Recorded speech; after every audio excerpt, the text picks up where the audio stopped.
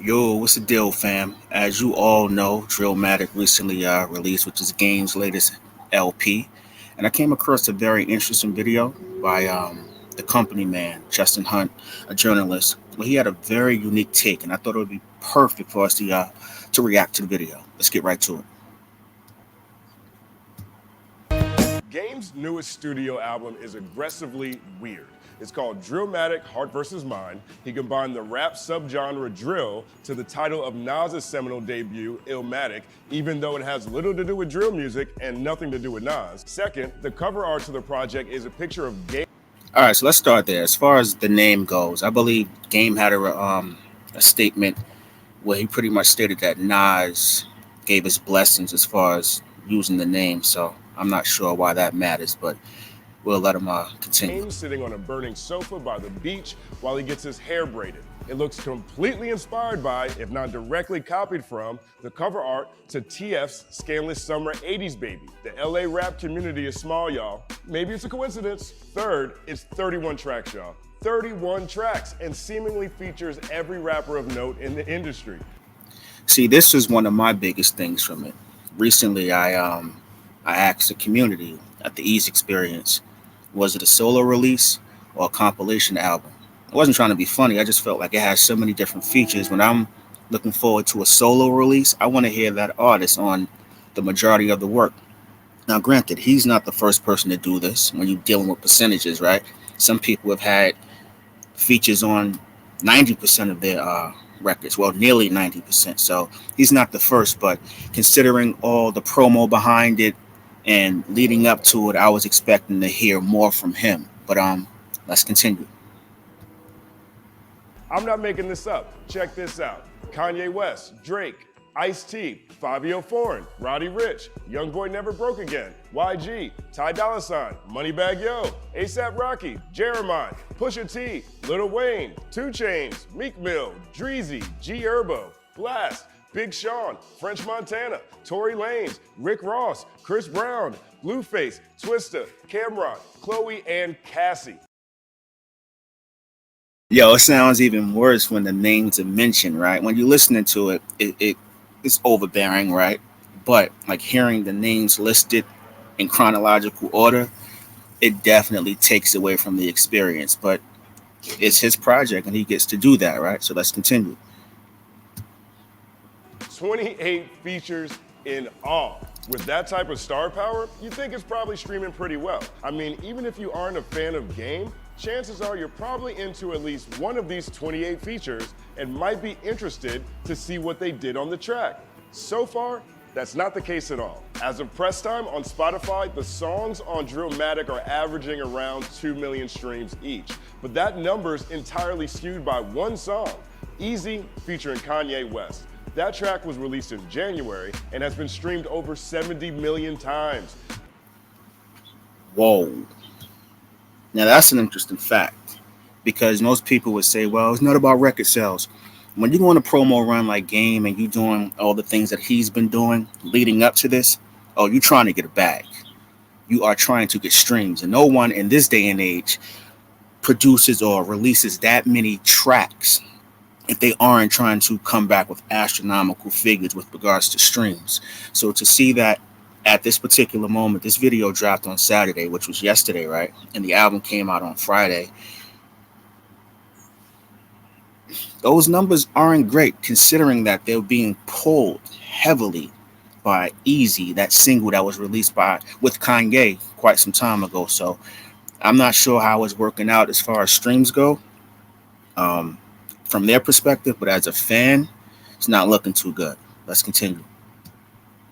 Take that track away and the total streams plummet to 78,000, roughly 2,600 plays per song. 2 tracks, A Father's Prayer and Twisted, have been streamed less than 1,000 times. Seriously, these are niche indie type numbers. At this rate, he's looking to do less than 10,000 units first week. I know Hate It or Love It was a long time ago, but Jesus. Wow. Yeah, that's like it's some artists on Bandcamp doing better numbers than that. And once again, here at the Eeze Experience, we're not big on album sales, but it does matter, right? It's part of the equation. And once again, when you come out with a rollout in which Game and Whack 100 attempted or strategically decided to do, you want to get numbers and streams and album sales. And to see those numbers being displayed speaks volumes. We can't take away from that. That's a fact right there. Let's continue. It's hard to argue the marketing of Drillmatic is the problem when Game's been pushing this project for over 6 months. Industry insiders have been sharing clips of them vibing in the studio, listening to the album all year. Game's also been hitting the podcast circuit crazy. He was on Drink Champs in March, Up Rocks' Fresh Pair in April, 360 with Speedy Norman, and Hotboxing with Mike Tyson in June, I Am Athlete in July, No Jumper in August. The word is out. But the only thing that people are reacting to are the repetitive shots he's been taking at icons and Say what you want. That's a lot of promo. And he is a master at that. Since his inception into the game, he has been very good at getting people's attention. But over time, it feels as though there's a disconnect, right? Pardon the airplane. Um,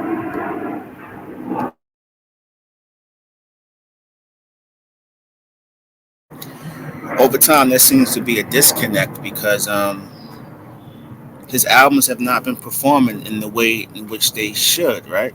Now, granted, he is a natural when it comes to marketing with him. I'm not sure how much money they're putting out there, but to have that many appearances on that many top-notch podcasts and publications, and yet we're not even talking about the music as much as we're talking about the antics surrounding the music, I think it does a disservice to Game because he's a talented artist. But let's continue the video. former advocates, Dr. Dre, Eminem, and 50 Cent. On his Drink Champs appearance, for example, not only did Game say he was the G in G Unit, 50 Cent's collective in which he was briefly a member, but he stated that Kanye West has done more for him in the past 2 weeks than Dr. Dre did for him his whole career. A blasphemous statement considering. Now, as far as that statement goes, I think people took that and ran with it. I'm sure that was just Game attempting to garner some attention, and he knew what he was doing. He calculates all of his moves, whether we agree with them or not. Believe me, I don't think he just jumps off the roof and just says things. I think he does it because he understands the game. He understands, yeah, the game, clickbait, right? So, because if anyone really honestly believes that he think that Kanye has done more for him than Dr. Dre has done, you have a start in the game because of Dr. Dre. It starts there. He allowed you an opportunity. So that statement, I thought it was blown out of proportion. Let's go. Dr. Dre executive produced his massively successful debut album, The Documentary. Sincerely, where would Game even be without Beats by Dre? In his I Am Athlete interview, Game describes how he felt about being left off of this year's now iconic Super Bowl halftime performance. He said, "We on the West Coast are the only mofos who have this crab in a barrel mentality where we want to keep each other down. Snoop was there because he's safe and he's a legend. Snoop is icon, Dre is icon, M is an icon, but M is not from LA. 50 is not from LA. I'm not taking away from the fact that they were there on the Super Bowl, but LA cats wouldn't have been in the Detroit Super Bowl or the New York Super Bowl. It just wouldn't." That statement was hella corny. It had nothing to do about who was from LA. It was about impact, right? Like when you think about Game, he's connected to 50, right?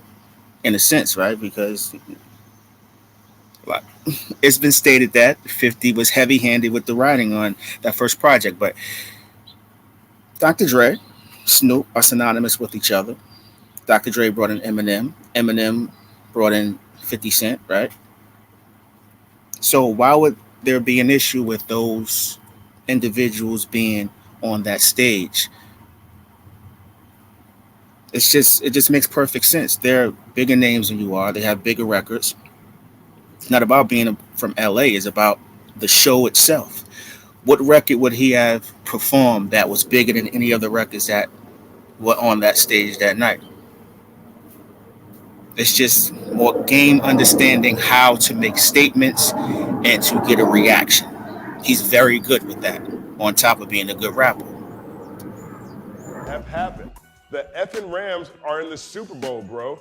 LA, LA, LA, all around the Super Bowl, and I didn't get the call. I was hurt by that. LA, LA, LA, all around the Super Bowl, and I didn't get the call. I was hurt by that. I believe Game. I'm sure he felt really bad. I'm sure he felt like he was voted off the island. But if I'm Dr. Dre and I'm producing the Super Bowl, and Game, who's not only been a wild card since before he stepped in the industry, but was actively beefing with 50 Cent pretty much his whole career, I wouldn't have invited him either.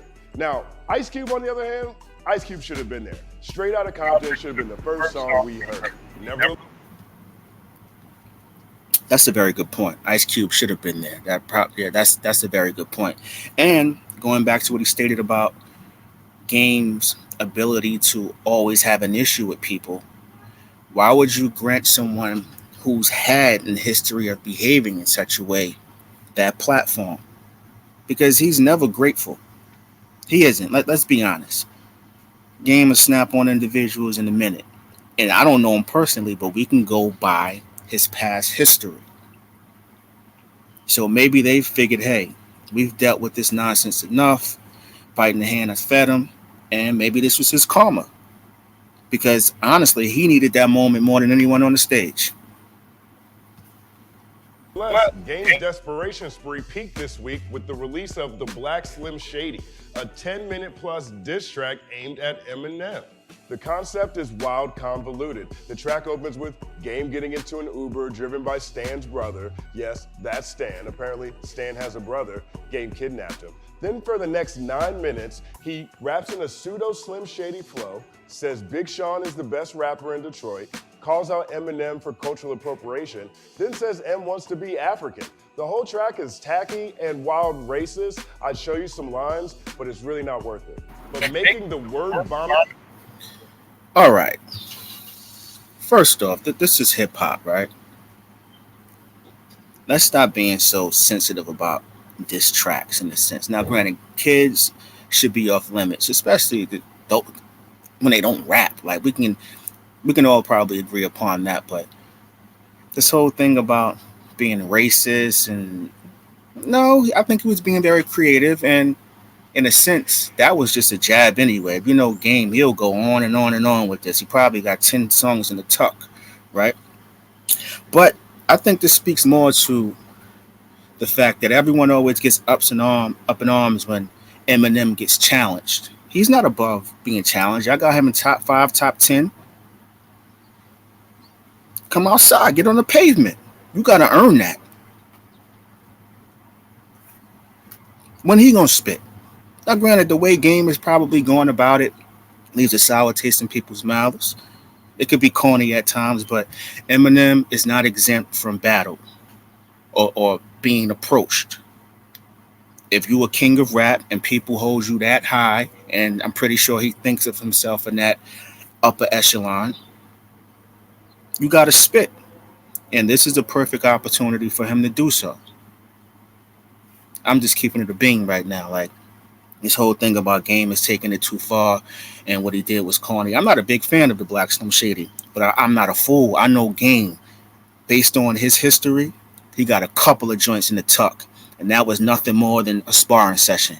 And Eminem, once again, is not above being provoked or stepped to or screamed on or told to come outside. You know what I'm saying?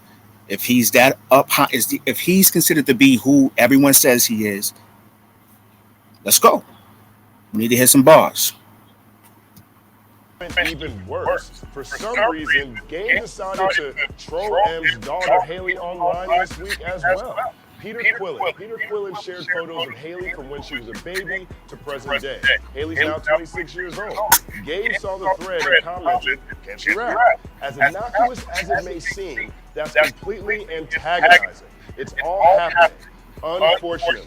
And what's most ironic is that the game has spent the better part of the year making all kinds of lofty proclamations about the greatness of Drillmatic. He said on IG, I know my album gonna be the best album of 2022 because the energy feels like I just signed my deal. You never heard me rap like this, I promise you. Then he said, when it drops, I promise you that if you put your ear to it, you will understand why I'm the best rapper alive. And probably most ironically, he said, my controversy has always stepped on my greatness, but that's all about to change.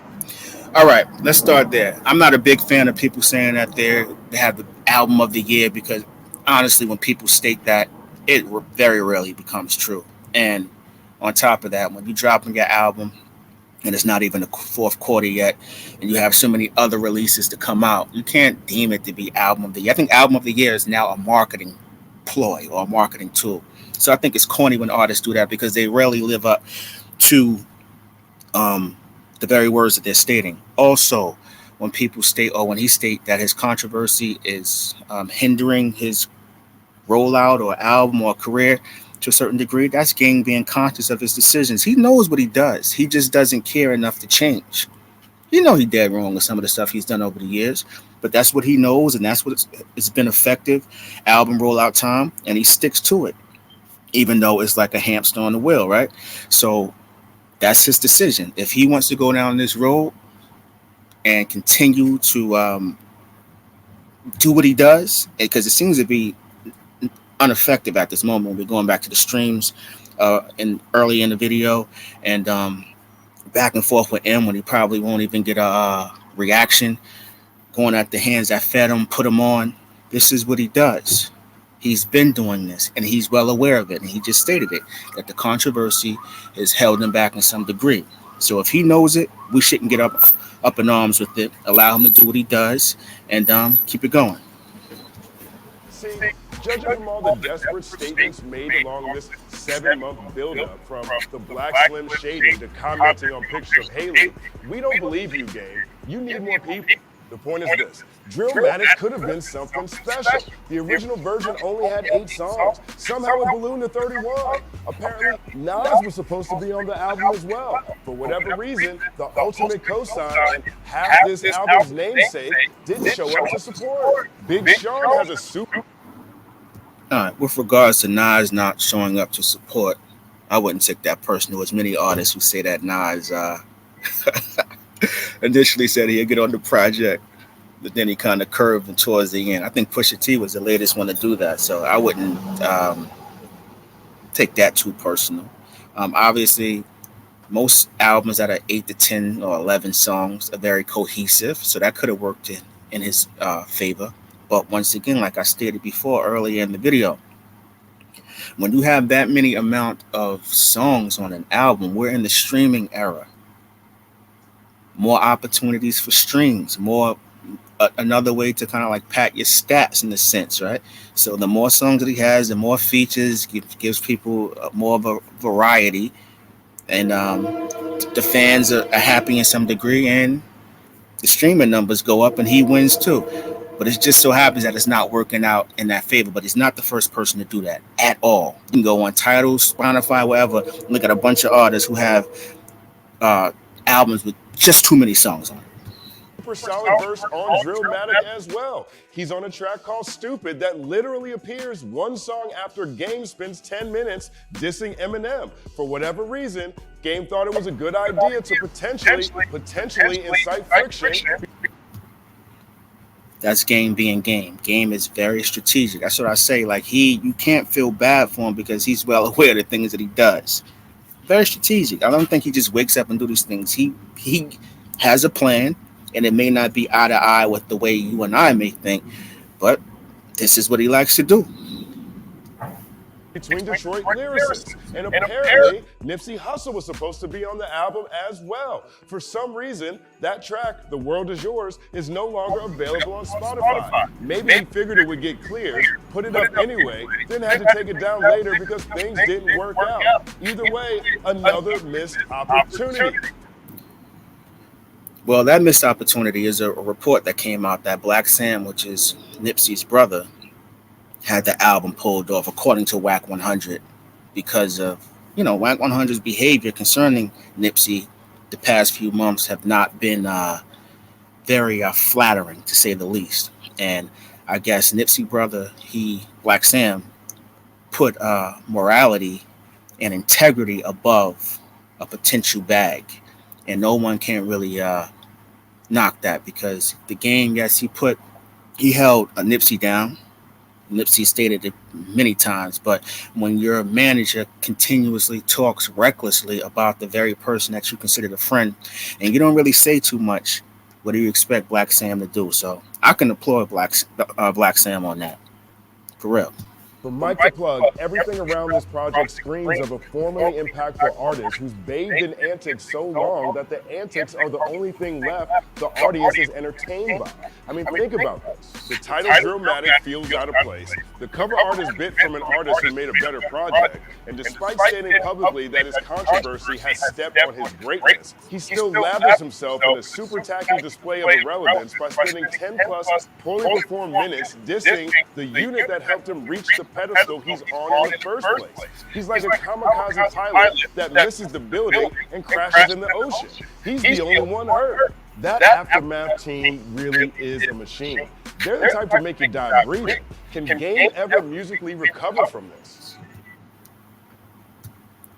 No, the Game that we've known from the documentary, that peak level of stardom and celebrity, and no, he'll never get back there. It's a whole different Game. It's a younger Game, but he is respected as an MC. I just wish that the antics didn't go hand in hand with the way his talent is perceived, right? Because he's much greater than most people let on. But like I stated before, the antics can be so overbearing to where it's like he turns people off. And there's many people who won't even listen to Drillmatic for that very reason, because they've been down this road with him so many times to where they're like, you know what, I'm over this, man. People have matured, grown up, have families, and it feels as though the artist that you was digging back in 04, 05 hasn't grown up along with you. And I think that's Game's biggest problem. Should Eminem even respond? I don't have the answer to these questions. I have the answer. Eminem, you better respond. You are not above someone coming at you. You Britney Spears, NSYNC, Backstreet Boys, all them other cats was getting fire. MGK got a response to come holler at the Game. If you are who they say you are. That's all I gotta say regarding that.